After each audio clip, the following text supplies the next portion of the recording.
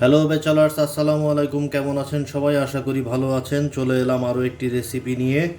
তো cooking for bachelor চ্যানেলে আপনাদের সবাইকে স্বাগতম জানাচ্ছি। আজকে যেটা দেখাবো, নদীর যে মলা মাছ আছে সেই মলা মাছ দিয়ে বেগুন দিয়ে এবং আলু দিয়ে কিভাবে তরকারি রান্না করবেন। তো দেখতে পাচ্ছেন এখানে আমি বেগুন আর আলু এভাবে টুকরো করে নিয়েছি। এখানে দুটো গোল আলু আছে এবং একটি বেগুন আছে। এই হচ্ছে বেগুন আর আলু, আর এই হচ্ছে মলা মাছ। আমি মলা মাছগুলো এনে বেছে হালকা একটু লবণ এবং হলুদের গুঁড়ি দিয়ে মেখে নিয়েছি। এখন আমি পরবর্তী প্রসেসিংয়ে চলে যাব। এটা আজকে আমি দেখাবো যে কিভাবে একবারে তরকারিটা বসিয়ে দিবেন। সেজন্য আমি একটা পাতিল নিয়ে নিলাম। এই পাতিলটাতে আমি যেটা করব, এই তরকারিগুলো দিয়ে দেব।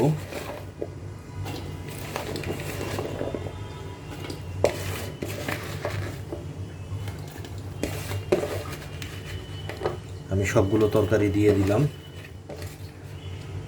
তরকারি দেওয়ার পর এটার ভেতরে আমি এখন মশলা অ্যাড করে দেব। সর্বপ্রথমে আমি যেটা দিচ্ছি, এখানে হাফ টেবিল চা চামচ পরিমাণ হলুদের গুঁড়ি দিয়ে দিচ্ছি। দিয়ে দিলাম হলুদের গুঁড়ি। এরপরে দিয়ে দেব কোয়ার্টার টেবিল চা চামচ পরিমাণ মরিচের গুঁড়ি। যেহেতু আমি এখানে কাঁচা মরিচ আর পেঁয়াজ অ্যাড করব, সেজন্য আমি মরিচের গুঁড়ি কম করে দিলাম। এরপরে দিয়ে দিলাম কোয়ার্টার টেবিল চা চামচ পরিমাণ ধনিয়ার গুঁড়ি। এরপরে দিয়ে দিলাম কোয়ার্টার টেবিল চা চামচ পরিমাণ জিরার গুঁড়ি।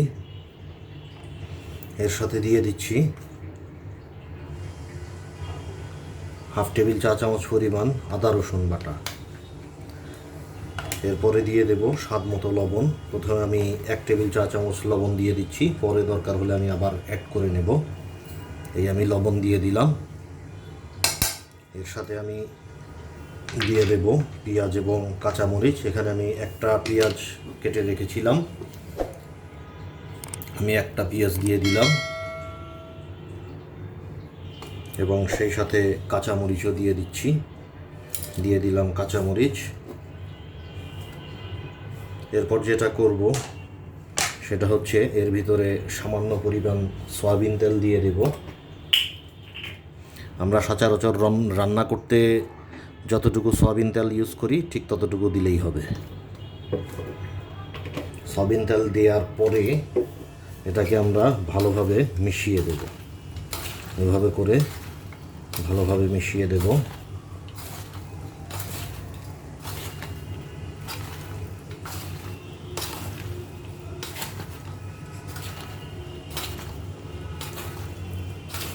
দেখতে পাচ্ছেন মশলাগুলো মেশানোর পরপরই এখানে একটা সুন্দর ঘ্রাণ আসছে। এভাবে মেশানোর পরে আমরা যেটা করব, মাছগুলোকে এর উপর সুন্দরভাবে সাজিয়ে দেব। এভাবে দিয়ে দিলাম।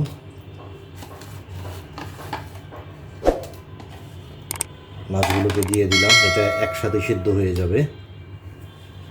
এরপরে আমরা এটার ভিতরে পানি দিয়ে দেব। এখন আমরা এটার ভিতরে ঝোলের জন্য পানি দিয়ে দিচ্ছি। পানি দিয়ে দিলাম। এবার আমরা যেটা করব, পাতিলটাকে আমরা চুলায় বসিয়ে দেব।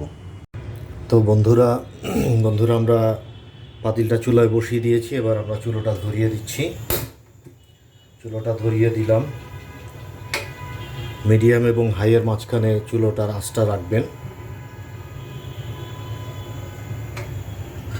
এবার আমরা এটাকে ঢেকে দেব।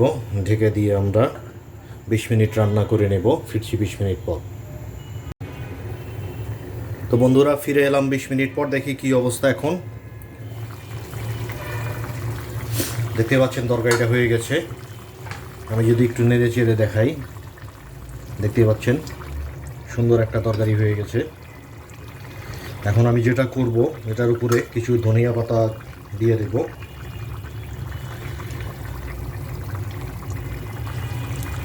দিয়ে দিলাম সামান্য পরিমাণে ধনিয়া পাতা। ধনিয়া পাতা দেওয়ার পরে আমি এটাকে অল্প কিছুক্ষণ ঢেকে রাখব। অল্প কিছুক্ষণ ঢেকে রাখি। তো বন্ধুরা আমি দেখি কি অবস্থা। এখন দেখতেই পাচ্ছেন তরকারিটা হয়ে গেছে। তো এই হচ্ছে আমাদের মলা মাছ দিয়ে আলু বেগুন দিয়ে সুন্দর তরকারি। আমি চুলোটা এখন নিভিয়ে দিচ্ছি, চুলোটা নিভিয়ে দিলাম। দেখতেই পাচ্ছেন সুন্দর এখানে বেগুন আলু এই যে মলা মাছগুলো ভাসছে, অনেক টেস্ট হয়েছে। তো আশা করি বাসায় সবাই ট্রাই করবেন। আজকে এ পর্যন্তই থাক।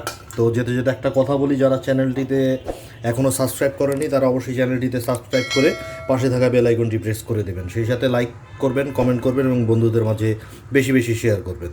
তো আজকের মতো বিদায় নিচ্ছি, সবাই ভালো থাকবেন, ধন্যবাদ।